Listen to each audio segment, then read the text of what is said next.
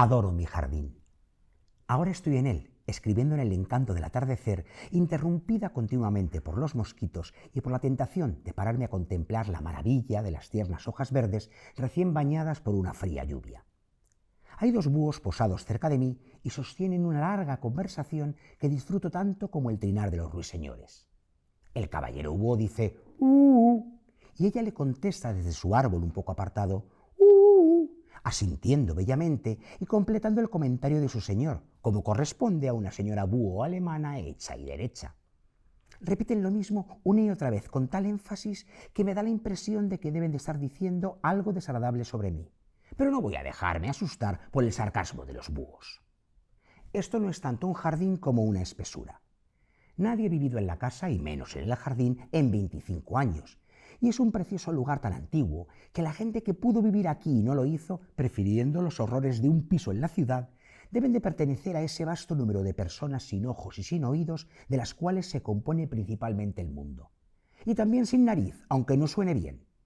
Pero la mayor parte de mi dicha de primavera se debe al olor de la tierra mojada y de los tiernos brotes.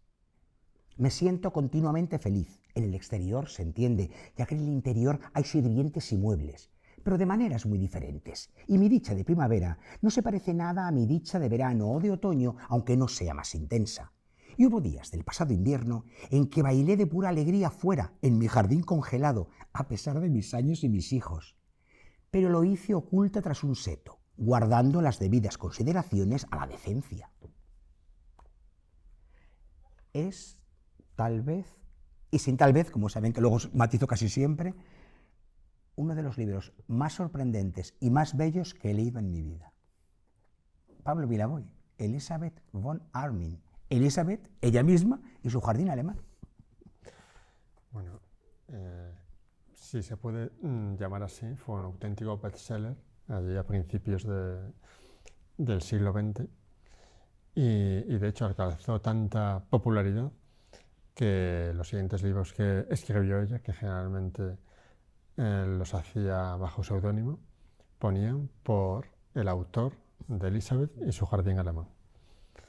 Es una obra que tiene mucho de evocación de la naturaleza, como le gustaba meter ella en sus historias. Recordemos que también es la autora de Un abril encantado. Y en medio de ese ambiente bucólico que ella encontró en la región de Pomerania, en Alemania, cuando se casó con el conde von Arnim, también vamos intuyendo cuestiones de la mujer de aquella época, ¿no? Del sometimiento a un marido, hoy en día casi podríamos llamarle maltratador, reflexiones sobre la maternidad, sobre el aislamiento de los demás. Así que en ese librito tan delgado se contienen muchas cosas. Y ella, desde luego, es una autora a reivindicar y a descubrir. Prima de Catherine Mansfield, nada más y nada menos. Es que es maravilloso la sencillez con la que lo cuenta. Todo. En este libro en concreto, pero es verdad, en otras de sus novelas que hemos podido leer, es una autora absolutamente sencilla, pero luego con muchas cargas de profundidad. Sí, yo creo que eso es lo que más engancha en su estilo, ¿no? Que a través de esa sencillez pues te evoca y te arrastra y te hace hacer un viaje a todos los entornos e historias que cuenta. Fíjate en este fragmento, en este arranque del libro, habla del búho y de la señora búho, dice, asienta lo que dice su señor como corresponde a toda señora búho alemana. Hay una ironía, hay una retranca. Bueno, pues desde aquí animamos a redescubrir, quien no la conozca, Elisabeth von Arnim, que bueno, además en España tenemos la fortuna que algunas reediciones sí se han hecho de sus obras.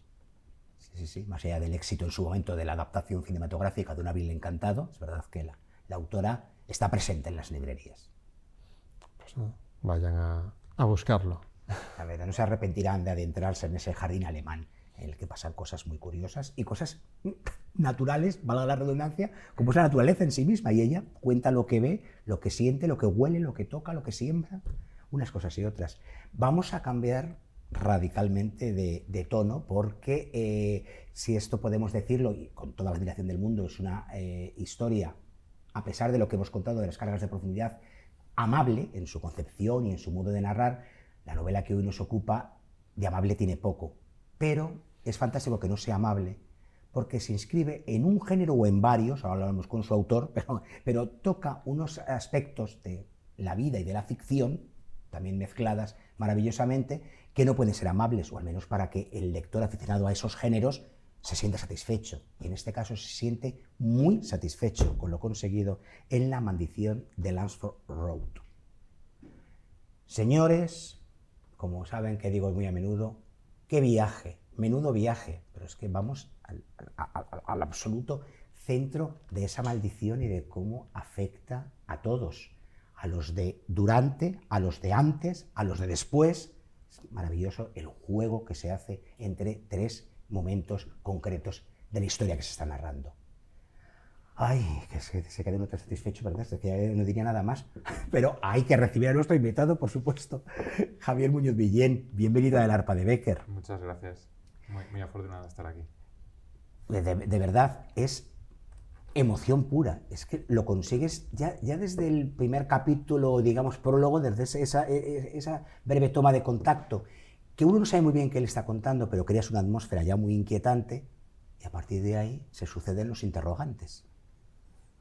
Esa era la idea inicial, ¿no? Al final es mostrar una historia que no es una en concreto, son tres diferentes que están muy entrelazadas y que al final, capítulo tras capítulo, vamos a ir descubriendo pequeñas pistas hasta que descubramos por fin el gran final, ¿no? que une las tres historias. A mí, no me gusta contar argumentos porque de un modo u otro creo que enseguida caes en el spoiler o en contar más de lo que debes, porque como tú ya lo has leído y dices, no importa que te cuente esto, pues igual sí importa porque yo querría no saberlo. Entonces, y además esta es una historia con tantos vericuetos y con tres planos temporales y aunque el escenario principal sea siempre el mismo, pero también va cambiando un poco de escenarios, desde luego, como decimos, de personajes, de épocas, lo haces con grandísima sencillez para que el lector siempre sepa dónde está o sepa lo que conviene que sepa. Pero, ¿cómo empezaste a armar este puzzle? Porque es decir, hubo una primera pieza, entiendo, claro, una primera imagen, algo, o nació en el buen sentido tan compleja. No, nunca nacen tan complejas, ¿no? A mí me gusta mucho la referencia que nos muestra Christopher Nolan en una de sus películas, en Origen, no sé si la conocéis, con esa idea germinal, ¿no? que introducen en la mente de los sujetos. Y es curioso porque esto empieza así, ¿no? Yo estoy escribiendo una novela y la llevaba bastante avanzada, una novela histórica que no tiene nada que ver con esto, ¿no? Y surgió esa pequeña semilla, pues simplemente un individuo que oye unos susurros por la noche, ¿no? Y esa idea empezó a crecer muy rápido, hasta el punto que me llevó a dejar por completo la novela que tenía avanzada, porque no podía dejar de pensar en esa pequeña idea que al final se fue desarrollando y que germinó en esta novela, ¿no? Pero sí, efectivamente, siempre hay una idea inicial, en este caso era sencilla, y a partir de ahí pues se complicó. Y el escenario es Maine. Yo he querido ver un guiño al que nosotros llamamos cariñosamente en este programa el tío Esteban, el tío Stephen King. O no sé si Maine llegó después, pero... A ver, es de mis escritores preferidos, ¿no? Y lo ha sido desde siempre porque yo creo que desde mi juventud fue un poco el que más teníamos a mano, el escritor americano un poco por referencia, ¿no? De referencia, perdón. Y a mí siempre, tanto las novelas como las series, como las películas americanas tienen ese punto, llamémoslo de glamour quizás, que me aporta el hecho de tener un escenario lejos de aquí, es como exótico, ¿no? Y siempre para mí ha tenido mucho más gancho que cualquier escenario autóctono nuestro, ¿no?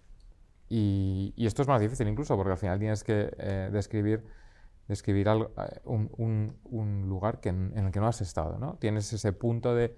Pero yo creo que el resultado siempre, por lo menos para mí, siempre es más atractivo.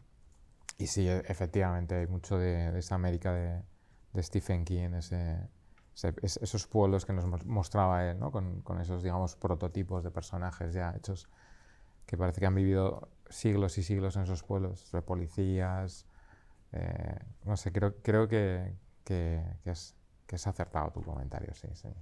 Y esa es otra de las cosas que me gustaría, que voy a señalar de la novela para muy bien, que es, como dices, partes de ciertos arquetipos, de ciertas convenciones del género, como decimos, de los géneros. Ahora iremos a esa matización, porque yo digo que mezcla para mí maravillosamente géneros, pero consigues que siempre esté un punto más allá, o sea, que no te quedes en el mero arquetipo, la mera repetición, siempre como un algo propio.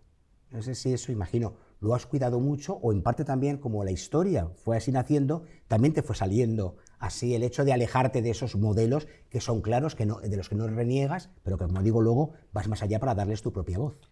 A ver, el modelo funciona, pero evidentemente si caes en la redundancia, en la repetición, un poco en ese, digamos, en ese problema que nos generamos muchas veces cuando nos vamos inconscientemente a personajes que ya pues hemos visto tantas veces, ¿no? Yo quiero que los personajes, al final, la propia historia sea la que les da personalidad, ¿no? Es decir, en este caso, pues, ni la periodista que es protagonista es digamos, una periodista al uso, ni el policía, ni el inquilino de Lancelot Road, ¿no? Son personajes que al final tienen cierta connotación muy marcada por sus propias historias, ¿no? Personales, por su pasado, en algunos casos.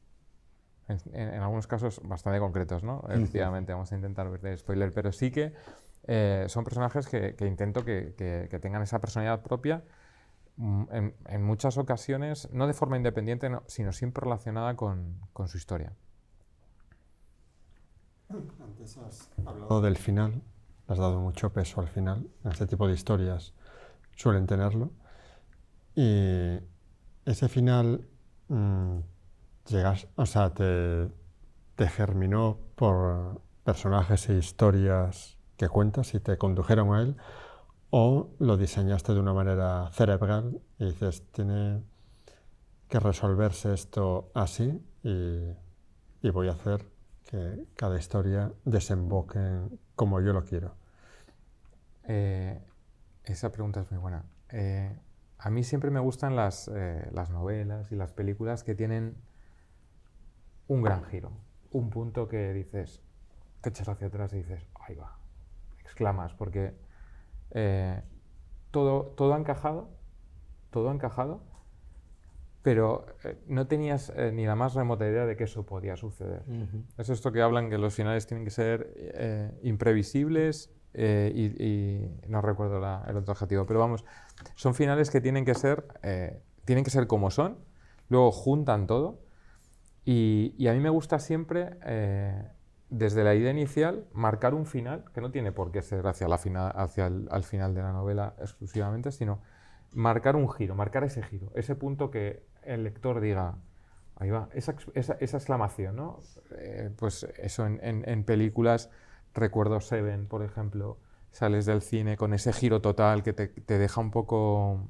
Y luego sumas, miras hacia atrás, ese punto de... Esa visión en perspectiva de todo lo que has leído, que por fin tiene un sentido. Y sí, empiezo por la historia, pero siempre al inicio también está el final. O sea, que lo diseñas cerebralmente. Sí. No dejas libertad a tus personajes para que te sorprendan o no. La libertad de mis personajes está siempre concebida como parcial, ¿no? Es decir, son libres y van a ir descubriendo lo que al final les voy poniendo que descubran, pero el final es inevitable. Para ellos es inevitable. Me gusta también mucho, siempre hago referencia al cine, pero es que aquí hay mucho de todo y hay mucho cine. Las películas de Iñárritu, ¿vale?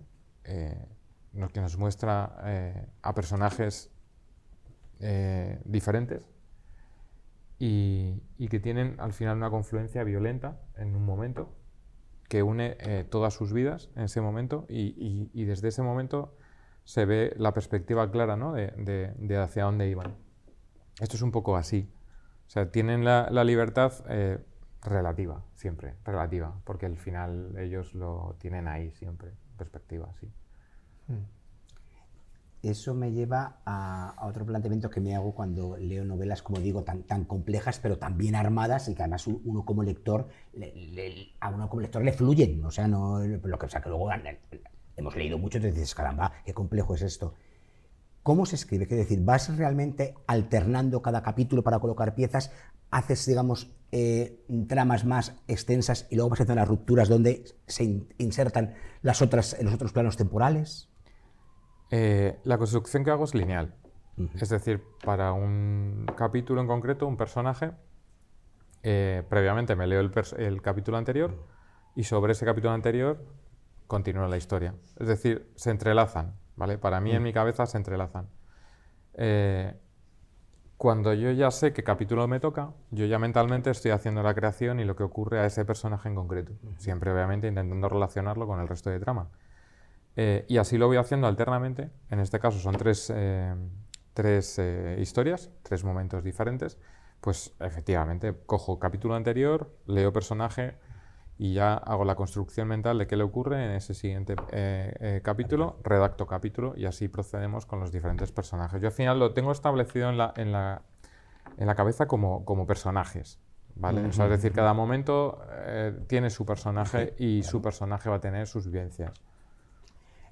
Hablemos de lo del género, los géneros, porque además mira, viene muy bien para hablar de nuevo de nuestro tío Esteban, porque es verdad que, claro, el éxito de algunas novelas del principio, a lo mejor de género más puro, le encasillaron, hace que la gente espere, es el maestro del terror. Es verdad que luego Stephen King ha demostrado ser el maestro del suspense, el maestro de la nostalgia, de la infancia perdida, hay historias, eso, como digo, más puras, a lo Carrie o El Resplandor, historias en las que se permite coquetear, jugar, ha escrito novela policíaca pura y dura con Mr. Mercedes, más de investigación.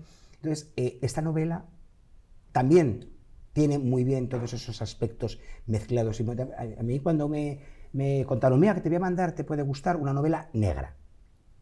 Y es cierto que se puede encuadrar en muchos aspectos, sobre todo en la parte de novela negra, sobre todo, pues mira eso que dices, en reflejar una sociedad, una cosa cotidiana, pues la novela negra, la novela social. Pero luego, claro, hay mucho de novela de sucesos paranormales. Hay momentos absolutamente terroríficos, o sea, también dosificas muy bien y mezclas muy bien los diferentes tonos. A ver, la idea era dejar que esa parte de influencia que tiene Stephen King en esta novela o en las que he escrito al final, intentar mantenerlo a raya, por así decirlo, ¿no? Stephen King tiene novelas muy, muy buenas y novelas, bueno, muy normales, ¿no? Dejémoslo en normales. Coincido plenamente contigo. Y novelas con grandes inicios y catastróficos finales, ya que hablábamos de lo de... Correcto. Y luego adaptaciones con mejores y peores ¿no? éxitos en la gran pantalla. A mí hay varias novelas que sí que me marcaron, obviamente. Me marcaron mucho, incluso en algunos casos más la adaptación cinematográfica. Misery, estoy recordando ahora mismo con una Catherine Bates sublime. Y luego yo la literatura de Stephen King al final tengo acceso muy joven. Es decir, claro, hablamos de hace 30 años, nuestra sensibilidad, digamos, era de otro tipo, ¿no? Es decir, ahora estamos curados de espanto y prácticamente no nos sorprende nada. Y claro, cuando lees a Stephen King desde esa juventud temprana, ya casi ni siquiera hablo de adolescencia, pues sí marca, ¿no? Es decir, efectivamente. Marca, porque cuando te estás leyendo obligatoriamente en el colegio todos los clásicos españoles y de repente das el salto, vas a una biblioteca municipal, coges un libro de Stephen King, te gusta y empiezas Y continúas, y me he leído hasta no recuerdo ni el nombre, pero es un coche poseído por fuerzas malignas que asesina. Eso es de Stephen King. Sí, Es el nombre de una mujer y no recuerdo el nombre. Christine, gracias. Es decir, la idea era quedarme en esa parte paranormal, pero con esa limitación. Es decir, no nos vamos más allá. ¿Vale? No nos vamos más allá. De hecho, el tratamiento que hay de la propia medium se puede decir que es incluso casi científico, ¿no? Sí, es decir, cierto. cómo ella, digamos, cómo visualiza el mundo que le rodea y en este caso la propia casa de Lansford y su inquilino, son incluso más yéndose al escepticismo y a lo científico que a lo propiamente sobrenatural, ¿no? Esa ha sido la idea, intentar no sobrepasar esas líneas que efectivamente Stephen King, estoy recordando el cementerio de animales, ¿no? Por ejemplo. Claro, él se pasa de esa raya con mucho y en algunos casos con más éxito que otros, ¿no? Pero sí es referencia en la novela, sí lo ha sido, y he intentado mantener un poquito a raya, porque al final lo paranormal ya no le gusta a todo el mundo, o no todo el mundo tiene esa creencia, ¿no? Había que dejarlo con cuidado. Yo además creo que eso habéis conseguido, digo habéis porque nos contabas antes de comenzar el programa que tú dijiste lo que pensabas que podía ir en la portada, y luego el equipo de Almuzara ha conseguido que sea así de magnífica y de fabulosa la portada de La maldición de Lansford Road, pero precisamente aquí pueden estar todos esos géneros sin que ninguno prime o pese más que los otros. Está un poco todo sugerido. Sí, ahí chapó Ángeles, que es mi editora de la editorial Almuzara, porque ha habido una casi telepatía, ¿no? O sea, es decir, que es de estas profesionales con las que prácticamente no tienes que hablar, todo fluye. Y ella me pregunta qué visualizas en tu portada, y yo pues es que visualizo eso, tal cual, ¿no? Es decir, ni más ni menos. Y ella lo pone en manos de su creador de portadas y al final sale efectivamente esa portada. Que fluye, ahí hay poco de todo. Hablabas antes de géneros. Tiene una pequeña parte de novela negra. Yo siempre he entendido la novela negra, y Pablo que nos confirme o no, mucho más lineal, con mucho menos ritmo, con mucho más peso en los hechos, en los personajes, ¿no? Quizá incluso un poco más lenta.